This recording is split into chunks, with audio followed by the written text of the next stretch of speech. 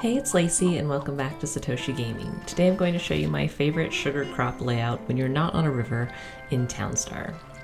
It's not always easy to get on a piece of land that has river access, which if you aren't aware provides a big advantage to natural water production, up to 5 for the land squares adjacent to the river. So if you're unable to secure a piece of land beside a river or simply choose to play on a piece of land with no river, this can really be a helpful guide for laying out your crops for those choosing a sugar rush build, which is intensive on water supply. This is my favorite layout for my crops and can easily be tweaked if needs adjust for certain crops as you play, and allows you to expand upon it easily with more pawns as funds increase. First, I'd like to discuss how basic water works, which is important in understanding my crop build. Pawns produce 2 water to all squares surrounding them, including the diagonals. The next rows out receive 1 water, while the corners 2 out diagonally receive 0 water.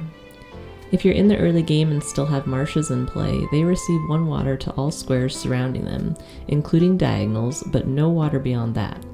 I won't be using marsh in this build, but they are useful to leave in play as you work on creating this build in the early game to provide additional water where it naturally occurs.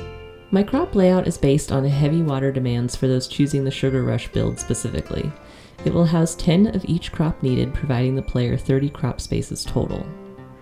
For the Sugar Rush build, you'll need sugarcane, which requires 8 water, tree farm, which requires 7 water, and peppermint, which requires 3 water and 1 wood.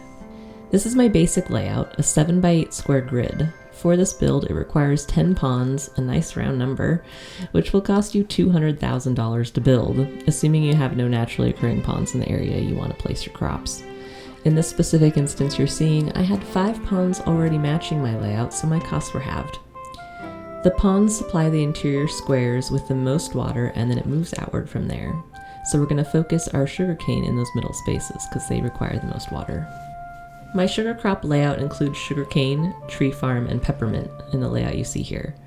This layout provides 10 sugarcane and 2 tree farm the ability to auto-grow, meaning no additional water is required for those plots.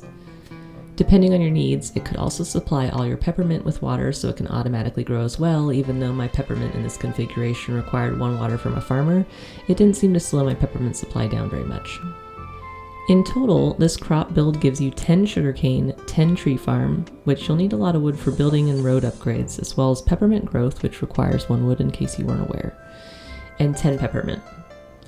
Because not all my crops will be automatically watered, I also opted for 12 wells surrounding it for my farmers to have easy access to water more quickly to reduce their travel times.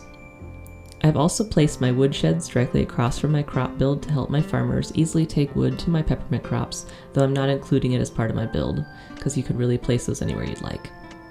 As my town grew, I was able to alter this layout as needed to supply myself with the crops I needed, and add additional ponds to help boost crops to auto water. You can see a few of them are down on the very bottom. I've swapped out some corners and I've added some more sugarcane because that's what my needs required. I think it's a versatile layout that can be easily implemented and without too much cost up front, depending on your town's natural pond locations when you start. This is the configuration I use whenever I don't secure a spot beside a river, and I hope it helps you too. Thank you for watching, and if you enjoyed this video, please give it a like and share it with your friends, and don't forget to subscribe to see more videos like these. You can also find me on Twitter and TikTok at Satoshi Gaming TV. If you're interested in seeing more about Townstar and learning more about play-to-earn gaming, I'll post a link in the description down below to one of my videos that covers the basics of the game for when you're first getting started, as well as some more information on the play-to-earn gaming and NFTs. Thank you for watching, and I hope to see you again next time. Bye.